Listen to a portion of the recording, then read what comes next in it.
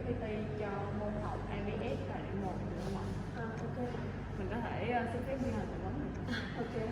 Cho mình hỏi là 5 ngày qua thì bạn có nhận phỏng vấn của ai không? Mình chưa, đây là lần đầu tiên mình được nhận lời phỏng vấn luôn á. Bạn có thể cho mình biết là bạn là sinh viên ngành nào và năm mấy? Mình đây là sinh viên chuyên ngành IB, hiện tại thì mình đang học kỳ 7 đó. Đây là năm thứ 3.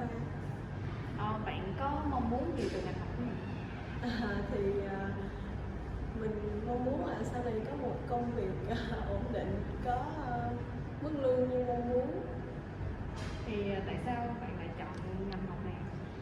Lúc đầu thì mình cũng chọn theo bạn bè thôi chứ mình cũng không có cái hướng chọn riêng á.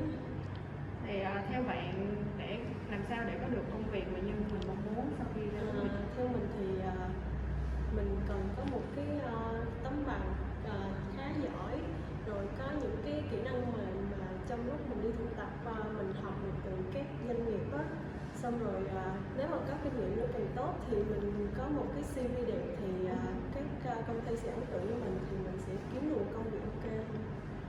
Thì nếu mà sau 5 năm tốt nghiệp thì bạn mong muốn mình sẽ trở thành có người có vai trò như thế nào trong công ty? Hiện tại theo mình nghĩ thì nếu mới ra trường thì mình muốn làm nhân viên trước, mình muốn học hỏi được nhiều kinh nghiệm từ đồng nghiệp, với lại học được nhiều kỹ năng, xong rồi từ đó mình mới suy nghĩ đến chuyện là có startup hay là có như thế nào đó hay không. Bạn có thể cho mình biết là ngoài giờ học thì bạn có tham gia các hoạt động ngoại khóa nào không? Mình hiện tại thì mình không có tham gia gì. Thì bạn có thể cho mình biết là một số loại hoạt động ngoại khóa mà bạn muốn được tham gia mà ở FPT của mình chưa có? Mình thấy thì trường mình đang những các hoạt động ngoại khóa nên là mình cũng chưa suy nghĩ ra là có cái gì mà trường mình chưa có hết. Bạn có đang là thành viên của câu lạc bộ bác không? Không, mình không có tham gia.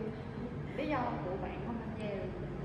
Tại mình cũng không biết nhiều về cái câu lạc bộ á, mình biết FEV với lại Cốc Sài Gòn thế thôi à. Bạn có thể cho mình biết là bạn tên gì? Mình tên là Nguyễn Châu Vân Anh. Và mình có thể xin số điện thoại để sau này mình có thành lập câu lạc bộ mà như vậy mong muốn thì có thể bạn tham gia được. Thì đợi tí nữa mình sẽ cho bạn add Zalo, add Facebook á, có gì bạn nhắn tin cho mình luôn. Đúng không?